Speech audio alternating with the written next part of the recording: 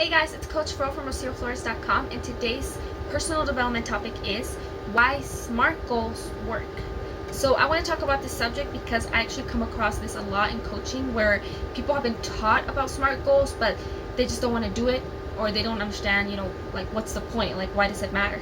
And it isn't until we go into why it's important that people are like, oh, I think I want this. And so another thing is that I think people reject the idea of formulas, right? And so SMART goals are like this acronym. It's a formula, it's a system you have to follow, and it kind of makes sometimes people feel like they're kind of being reined in and their creativity is being squashed. And so I just want to kind of go over the fact that just because it's in a system doesn't mean that it has to work in that system. It just means that when the system was created, it just, it made sense because that's how things typically work out. And so I think that that's the case with SMART goals, and I think that it's a very, very helpful tool for most people. So I want to go over that. Before I get started, I want to make sure that I ask you guys to subscribe to my monthly newsletter. I only share it once a month, and I basically just put all the posts that I've done throughout the month. I share a little bit about what's going on in my life and how it can help you with your life. So make sure that you get on there. I will put the link in the description below. So I'm just going to go ahead and go through each letter. S, specific. So why specific is so important? I'm going to be a little tough on this one because here's the thing. If you're not specific, if you're just, you kind of just say like, I want this, but you're not putting any specific steps into it, you're not going to get it.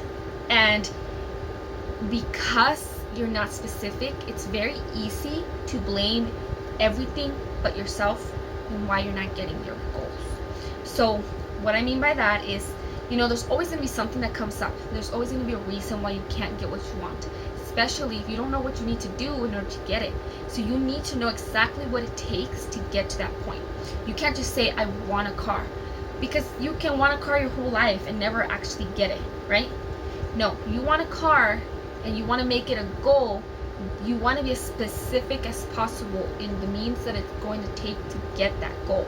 So a very specific goal would be, I am going to save $100 per month for a whole year to have $1,200 for a deposit for my vehicle. I am going to get a Subaru Crosstrek 2015 for $17,000 with a $3,000 warranty, and I'm going to increase my credit score to 7.5 by paying an extra $50 per month extra on every single credit card, and I will apply at my credit union on the week of December, blah blah blah, and I will go and get the car and be ready to buy it on the week of blah blah blah, right? Now that's very specific. Now you got very specific action steps, right? So what happens if you choose not to do it? What if this month comes up and you could put those $100 away, or you could go to a concert?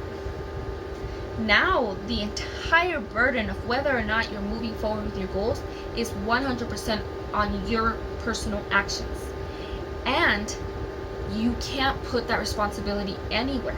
You're making a decision about whether or not you want to achieve your goals and whether or not you're going to be able to achieve your goals within the time set that you've set.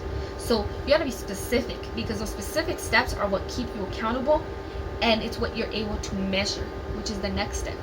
You want to be as specific as possible so that you have a very, very definitive answer to why hasn't this happened. You know whether or not you chose to do it or not. Now with measurable, the reason measurable matters is because how do you know if you did it or not? Like, how do you know if you're getting close?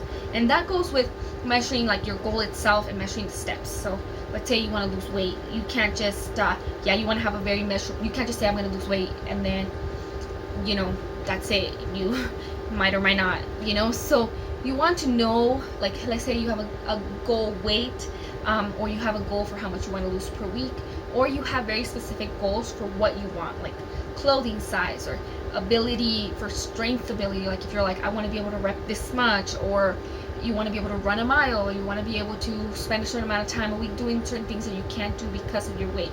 So you want to have a very measurable action plan, because this also helps you with the next steps as far as making this goal very realistic and attainable for you, right? And so what happens is, under the realistic, you want to know whether this is something you can do, if it's possible, if you could do it, and That way, if you know that you can do it, you continue. If you can't, you're not going to. If you have something that's a little bit unrealistic for you, it's gonna tear you down. And if you're not being very measurable, like you're not measuring your steps, you're not gonna know where to make changes to make it realistic for you. So the realistic part is very important because it's gonna keep you motivated to keep going forward. It's also gonna give you a big old reality check if it's not something that can be done, or it's not something that can be done right now. Something can be realistic and be possible if you do like a million steps before it, right? And so if that's the case, then you need to know what steps you need to take care of before. You might need to set a bunch of small short-term goals before you're able to achieve your long-term goal. So you have to spend time really understanding how realistic this is for you. Now, relevant, on the other hand, and realistic is under achievable, attainable, that kind of A letter. Sometimes people use realistic for R, but a better word that they use is relevant. And this one is slightly different. Like for me, I honestly, like, that part confused me because I'm like, achievable, realistic, relevant, attainable, like all these words kind of sound the same, right? But there's a slight difference. So something you could do is not something that maybe you should do. Whether something's relevant has to do with the purpose and the worthiness of that action. You know, maybe you could save up money to do this, but should you? Is that the best way? Is that what's going to get you that next step? Are you going to realize at some point that that's not something you want, you're going to give up? You have to actually spend time thinking about the purpose and the meaning and what exactly it is that you're doing, why, and how it affects you. And if it doesn't affect you in a way that you want, this goal may not be something that you will be willing to pursue fully. So then the last thing is time. If you don't have a timetable set for your goal, you don't have a goal. You have a wish and a dream. And I think that's a really big part for most of us, right? Like that's where it's hard to set a timetable, because I think a lot of us feel like it's almost like forcing you into this, forcing you into a box, like you can't move past it, and it makes a lot of people feel anxious because now they think, what if I can't do it in that time? So something along the lines of that timetable has to, be thinking about the realistic part and the measurable part. You get to choose the time. Just because other people do things in a month doesn't mean you have to. It could take you a year. You get to choose the progress that you make as long as you're making progress. And by you choosing the time and you having control of a very realistic timetable, you're able to actually take the steps even when it doesn't feel like you're getting close. It's a huge issue with weight loss, because with weight loss, 2 pounds a week does not feel like anything. If you have 100 pounds to lose, losing 2 pounds a week is very unmotivating.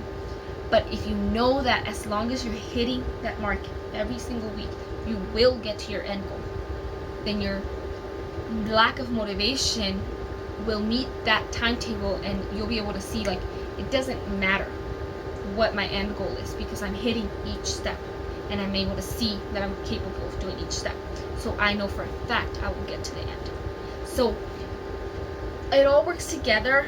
I think that these are all just parts of what it takes to create realistic goals that you'll be able to achieve, and it just happens to be really cute to be like SMART goal, right? And so understanding the importance of the process of making goals, and by knowing that there's different areas where you're able to take control and take away some of that fear or the anxiety or those things that are not helping you. Anything that's not helping you get to the place where you want to be will help you get to the place where you want to be. So I really hope that just thinking about these things in a very different way will help you be able to now do them differently. And so if you have questions and you want to kind of go over SMART goals, or maybe you're like, well, like, I know I want this, but I have no idea how to set the rest, send me a message. Either send me a message on my YouTube, on my Instagram, on Facebook, or through my email. And just, if you send through my email, make sure that you put, SMART goal question or something like that, and we can talk about it. And that way maybe we could set up something that actually is very realistic and very smart for you. So I really hope that you like this video and that it's helpful for you. Make sure that you check out the links in the description below. If you like this video, please like it, comment, react, tag, share, whatever it is you do on social media.